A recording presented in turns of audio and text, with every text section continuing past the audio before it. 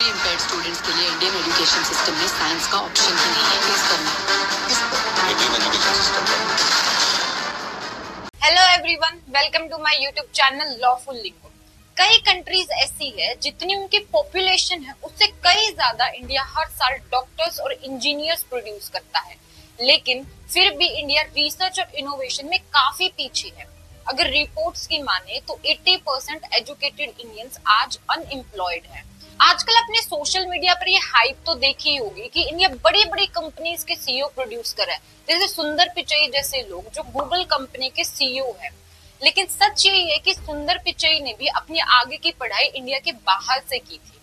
देखो, इंडिया के अंदर 12 से 13 साल एक बच्चा स्कूल के अंदर बिताता है, लेकिन इस टाइम पीरियड में भी वो कोई स्किल नहीं सीख पाता। एजुकेशन सिस्टम का आधार ही होता है नॉलेज और स्किल डेवलपमेंट, लेकिन इंडिया के अंदर बच्चों को कोई भी स्किल डेवलपमेंट नहीं सिखाई जाती, किसी भी तरह की इनोवेशन नहीं सिखाई जाती है, और इंडियन एजुकेशन सिस्टम का आधार तो सिर्फ मार्क्स बनकर रह गए हैं।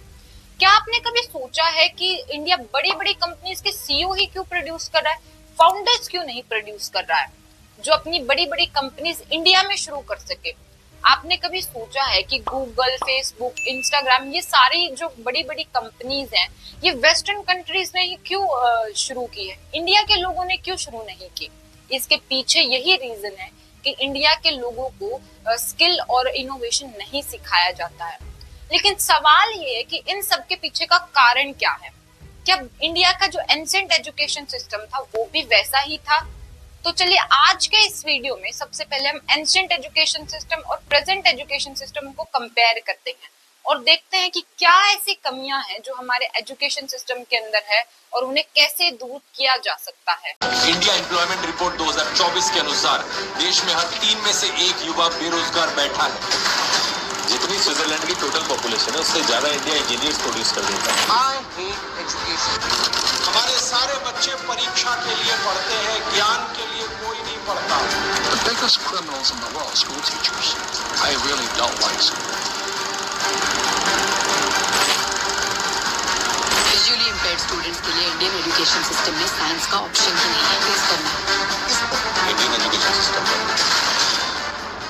तो बात करते हैं आज से 5000 साल पहले महाभारत के वक्त की, जहां सभी कौरवों और पांडवों को गुरुकुल में भेजा गया था गुरु द्रोण के पास शिक्षा ग्रहण करने के लिए। महाभारत के वक्त में गुरुकुल सिस्टम को फॉलो किया जाता था। गुरु द्रोण ने हर कौरव और पांडव को उनकी काबिलियत के अकॉर्डिंग ही शिक्षा दी थी। जैसे उदाहरण के लिए अर्जुन को तीर कमान में इंटरेस्ट था तो वो एक अच्छे धनुर्धर बने।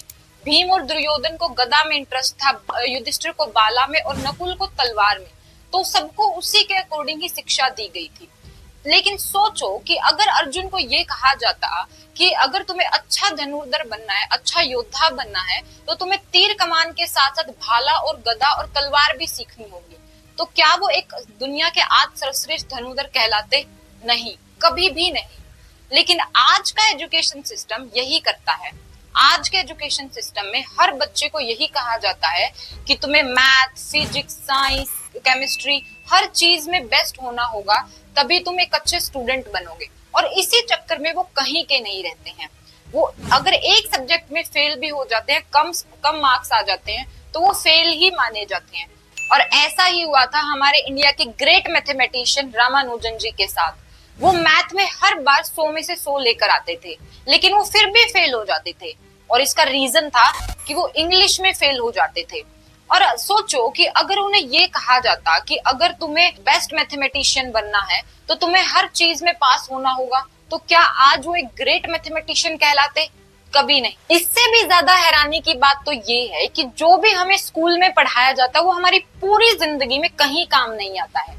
जैसे उदाहरण के लिए आपने ये इक्वेशन a प्लस बी का whole square is equal to a square plus B square plus 2ab सबने पढ़ा होगा स्कूल में, लेकिन मैं गारंटी के साथ कह सकती हूँ कि 99% बच्चों को तो यही नहीं पता है कि इक्वेशन का मतलब क्या है, कहाँ से इक्वेशन आई और इसे क्यों यूज करना है। सच कहूँ तो मुझे भी नहीं पता है। तो यही एक प्रॉब्लम है कि हमें जो भी पढ़ाया जा रहा है वो हमारी पूरी जिंदगी में कभी काम नहीं आता है। चलिए अब बात करते हैं कि अंग्रेजों के आने के बाद इंडियन एजुकेशन सिस्टम में उन्होंने क्या चेंजेस किए और उनके आने से पहले हमारे इंडिया के अंदर कैसा एजुकेशन सिस्टम फॉलो किया जाता था। अंग्रेजों के आने से पहले भारत के अंदर गुरुकुल सिस्टम को फॉलो किया जाता था, जहां हमारी डेली लाइफ में, प्रैक्टिकल लाइफ में यूज होने वाले हर सब्जेक्ट को पढ़ाया जाता था। जैसे उदाहरण के लिए philosophy, art, moral values, law, medicine, home science, archery, घुड़सवारी, हर सब्जेक्ट को पढ़ाया जाता था। लेकिन इंडिया में जब अंग्रेज आए तो उन्होंने पूरे एजुकेशन सिस्टम को रीडिजाइन कर दिया और एक नया एजुकेशन सिस्टम लेकर आए, जहां उन्होंने मैथ और साइंस को प्रायोरिटी दी, जो एक अच्छी बात थी। लेकिन इसके साथ साथ उन्होंने पूरे ही एजुकेशन सिस्टम को इंग्लिश में कर दिया। जानते हैं इसके पीछे का रीजन क्या था? सिर्फ यही रीजन था कि उन्हें सस्ते के में वर्कर्स चाहिए थे, चीप वर्कर्स चाहिए थे, जो कम सैलरी में काम करे, जो उनके हर ऑर्डर को फॉलो करे बिना कोई सवाल जवाब के। और इसलिए उन्होंने पूरे एजुकेशन सिस्टम को इंग्लिश के अंदर कर दिया। आज का एजुकेशन सिस्टम भी ऐसा ही है। स्कूल और कॉलेजेस में हर बच्चा सवाल करने से डरता है। उन्हें ऐसा लगता है कि अगर उन्होंने कोई भी सवाल पूछा तो उनका मजाक बनाया जाएगा, उन्हें स्टूपिड बोला जाएगा, और इसी वजह से वो कोई भी सवाल नहीं पूछते हैं। स्कूल और कॉलेजेस, इनफैक्ट आज के टाइम में सिर्फ एक ही चीज को इम्पोर्टेंट दी जाती है, वो है मार्क्स, मार्क्स और मार्क्स, जिसकी वजह से स्कूल और कॉलेज के बच्चे अंडर कॉन्फिडेंट रहते हैं। स्कूल के अंदर ग्रेडिंग सिस्टम को शुरू किया गया, जिसके हिसाब से जो टॉप पर स्टूडेंट होगा वो तो बेस्ट स्टूडेंट है, लेकिन जो बॉटम में स्टूडेंट है वो पुअर स्टूडेंट है, और इसी हिसाब से बच्चों को जज भी किया जाने लगा। ग्रेडिंग सिस्टम ने बच्चों की रियल कैपेसिटी को, रियल कैपेबिलिटी को तो कहीं दबा कर रख दिया है। आज ज्यादातर बच्चों को यही नहीं पता है कि उन्हें किस चीज के अंदर इंटरेस्ट है, वो किस चीज को अपना करियर बनाना चाहते हैं। मेरा आपसे एक सवाल है कि आप क्या करियर ऑप्शन चूज करना चाहते हैं, आप फ्यूचर में आकर क्या बनना चाहते हैं। मैं गारंटी के साथ कह सकती हूँ कि 90 से 95% स्टूडेंट यही कहेंगे कि उन्हें डॉक्टर, इंजीनियर या फिर कोई सरकारी नौकरी चाहिए।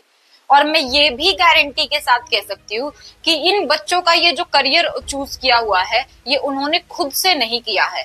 तो फिर ऐसी क्या वजह है कि सारे ही स्टूडेंट को डॉक्टर, इंजीनियर या फिर सरकारी नौकरी चाहिए और सब एक ही रेस के अंदर दौड़ रहे हैं? चलिए आज इस वीडियो के अंदर इन रीजंस को भी पता करने की कोशिश करते हैं, और इन रीजन के अलावा अगर आपको लगता है कि कोई और भी रीजन है तो do let me know in the comment box. इसका पहला रीजन है सोशल मीडिया। आज के टाइम में एक कॉमन आदमी 4 से 5 घंटा सोशल मीडिया पर बिताता है। वो जो भी सोशल मीडिया पर देखता है वो उसी से इन्फ्लुएंस होता है।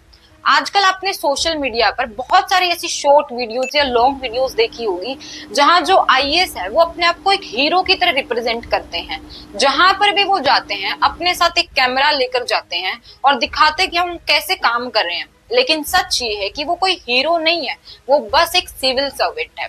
लेकिन क्या करे, प्रॉब्लम में यही है कि सोशल मीडिया, स्पेशली यूट्यूब जैसे ऐप का एल्गोरिदम भी कुछ इसी तरह से डिजाइन किया गया है। आप जो भी कंटेंट देखते हैं, यूट्यूब आपको उसी तरह का कंटेंट रिकमेंड करता है। फॉर एग्जाम्पल, अगर आप फूड वीडियोस देखते हैं तो आपको फूड वीडियोस का कंटेंट ही रिकमेंड किया जाएगा। अगर आप डॉक्टर और इंजीनियर्स इन जैसी चीजों को देखते हैं तो आपको यही कंटेंट रिकमेंड किया जाएगा। और इस सब की वजह से होता ये है कि जो ज्यादातर बच्चे हैं वो अनकन्वेंशनल जो करियर ऑप्शन है उनकी तरफ जा ही नहीं पाते। उन्हें पता ही नहीं चलता कि डॉक्टर, इंजीनियर, आईएएस और सरकारी नौकरी के अलावा और ऐसे कौन से करियर ऑप्शन हैं जो वो चूज कर सकते हैं। आप मुझे बताइए कि कितने ही ऐसे बच्चे हैं जो इंटीरियर डिजाइनर बनना चाहते हैं, और इसकी वजह से सब लोग एक ही रेस में दौड़ रहे हैं, सबको डॉक्टर, इंजीनियर या फिर आईएएस ही बनना है। इसका दूसरा रीजन है मूवीज। आपने कितनी ही ऐसी मूवीज है जहां नोट किया होगा कि जो ज्यादातर प्रोफेशन है वो क्या दिखाए जाते हैं, डॉक्टर, इंजीनियर या फिर पुलिस। कितनी ही ऐसी मूवीज है जहां ये बताया गया है कि आपको इंटीरियर डिजाइनर भी बनना चाहिए या फिर आपको कोई और अनकन्वेंशनल करियर ऑप्शन को चूज करना चाहिए। क्यों? क्योंकि जो डॉक्टर और इंजीनियर्स हैं इन सबको हमारी सोच में ऐसा बना दिया गया है कि सिर्फ यही एक रिस्पेक्टेड प्रोफेशन है, सिर्फ यही अगर हम करियर ऑप्शन चूज करेंगे तभी जाकर हमें सोसाइटी में रिस्पेक्ट मिलेगी। लेकिन सारी मूवीज ऐसी नहीं है, कुछ मूवीज ऐसी भी है जैसे 3 इडियट जैसी रेयर मूवीज है जिन्होंने ना सिर्फ इंडिया में बल्कि आउटसाइड इंडिया भी लोगों पर काफी बड़ा इम्पैक्ट छोड़ा है। थ्री इडियट जैसी मूवी के अंदर बार बार यही मैसेज दिया गया है कि आप अपने पैशन को फॉलो कीजिए, उसे अपना करियर ऑप्शन बनाइए, फिर देखिए काम में कितना मजा आएगा और आप कितनी तरक्की करते हो। किसी महापुरुष ने कहा है कि कामयाब होने के लिए नहीं, काबिल होने के लिए पढ़ो। सक्सेस के पीछे मत भागो, एक्सेलेंस का पीछा करो। सक्सेस छक मार के तुम्हारे पीछे आएगी। ऐसा नहीं है कि भारत शुरुआत से ही ऐसा था। अगर आप हिस्ट्री को देखेंगे तो आपको पता चलेगा कि भारत बाकी देशों के कंपैरिजन में ज्ञान और इनोवेशन के मामले में कितना आगे था। भारत के पास हुए हैं आर्यभट्ट, जिन्हें फादर ऑफ एस्ट्रोलॉजी भी कहा जाता है, जिन्होंने दुनिया को सबसे पहले ये बताया था कि पृथ्वी चपटी नहीं है बल्कि गोल है। भारत के पास न जाने कितने ही ग्रंथ हुए हैं जिन्होंने दुनिया को आयुर्वेद और योगा का ज्ञान दिया है। भारत के पास ग्रेट मैथमेटिशियन रामानुजन थे, एपीजे अब्दुल कलाम जैसे महान साइंटिस्ट थे, और भारत के पास सबसे एडवांस सभ्यता इंडस सिविलाइजेशन भी थी। लेकिन आज के टाइम पर हालात बहुत ही खराब है। आज हमारे देश में न जाने कितनी ही यूनिवर्सिटीज है जो बच्चों को डिग्री तो दे रही है लेकिन नॉलेज और स्किल नहीं दे रही है। वहीं अगर हम इंजीनियरिंग जैसी इतनी बड़ी डिग्री की बात करें तो उसके तो और भी बुरे हालात हैं। रिपोर्ट्स की माने तो 80% से ज्यादा इंडियन इंजीनियर्स आज अनएम्प्लॉयड हैं। वो या तो किसी रेलवेज में काम कर रहे हैं या फिर कहीं पर प्यून की नौकरी कर रहे हैं। India's young people who are supposed to fuel the country's economy. मेरा नाम मोहित कुमार है। मैं बठिंडा पे रेलवे स्टेशन में कुली का काम कर रहा हूँ। मैं बीटेक की हुई है। हमने अब तक इस वीडियो के अंदर एंशिएंट एजुकेशन सिस्टम और प्रेजेंट एजुकेशन सिस्टम को कंपेयर किया। हमारे प्रेजेंट एजुकेशन सिस्टम के अंदर क्या प्रॉब्लम्स है उन्हें डिस्कस किया। अब हम बात करेंगे कि ऐसे क्या सॉल्यूशंस है जिन्हें हम अडॉप्ट कर सकते हैं और हमारे एजुकेशन सिस्टम को और बेहतर बना सकते हैं। अगर भारत को विश्व गुरु बनाना है तो सिस्टम में तो चेंजेस करने ही पड़ेंगे। अब हम बात करेंगे कि क्या वो ऐसे चेंजेस है जिन्हें हम अडॉप्ट कर सकते हैं, लेकिन उससे पहले आपको सिर्फ इतना करना है कि इस वीडियो को जितना ज्यादा हो सकता है शेयर कीजिए अपने friends, family, parents, relatives, teachers, school के प्रिंसिपल सबके साथ शेयर कीजिए ताकि वो दोबारा ऐसी गलती ना करे, बच्चों को और आगे मोटिवेट करे। तो आपको सिर्फ ये इतना करना है कि इस वीडियो को जितना ज्यादा हो सकता है शेयर करना है। चलिए अब बात करते हैं कि ऐसे कौन से चेंजेस है जिन्हें हमें अडॉप्ट करना चाहिए और सिस्टम के अंदर चेंजेस लाने चाहिए। पहला है स्टूडेंट्स को प्रैक्टिकल नॉलेज दी जानी चाहिए। दूसरा चेंज है कि स्टूडेंट के टैलेंट और स्किल्स को एनकरेज करना चाहिए। और तीसरा चेंज आप ये कर सकते हैं कि आप उन्हें अनकन्वेंशनल करियर ऑप्शन के बारे में जरूर बताएं ताकि उन्हें पता चले कि उनके पास डॉक्टर और इंजीनियर बनने के अलावा और क्या करियर ऑप्शन है जिन्हें वो एक्सप्लोर कर सकते हैं। के लिए आप अलग अलग फील्ड के एक्सपर्ट्स को स्कूल में बुला सकते हैं ताकि वो बच्चों को एनकरेज करे, उन्हें अलग अलग करियर ऑप्शंस के बारे में बताए ताकि बच्चा इंटरेस्ट ले और उन्हें एक्सप्लोर करने के बारे में सोचे। आपने ये तो सुना ही होगा अक्सर, पढ़ोगे लिखोगे बनोगे नवाब, खेलोगे कूदोगे होगे खराब। इसे बदलकर हमें स्कूल के अंदर एक स्पोर्ट्स पीरियड को कंपलसरी कर देना चाहिए और आगे जाकर इन बच्चों को एनकरेज करना चाहिए ताकि ये बच्चे आगे जाकर भारत के लिए ओलंपिक्स में गोल्ड मेडल ला सके। एक जो सबसे बड़ा हम चेंज कर सकते हैं वो है कि पेरेंट्स को अपनी सोच बदलनी चाहिए। उन्हें अपने नॉलेज के क्राइटेरिया को और आगे बढ़ाना चाहिए और वक्त के साथ अपडेट होना चाहिए। अपने बच्चों को आजादी दे कि वो अपनी मर्जी से अपना करियर ऑप्शन चूज कर सके ताकि नई अपॉर्चुनिटीज वो खुद क्रिएट करे और फिर देखिए आपका बच्चा कहां से कहां पहुंच जाता है। तो इस वीडियो को हर प्लेटफॉर्म पर, इंस्टा, फेसबुक, हर जगह शेयर कीजिए। अपने फ्रेंड्स और फैमिली रिलेटिव्स तक इस वीडियो को जरूर पहुंचाइए। अपने टीचर्स तक इस वीडियो को जरूर पहुंचाइए क्योंकि ये देश की डेवलपमेंट का सवाल है। मिलते हैं नेक्स्ट वीडियो में। धन्यवाद।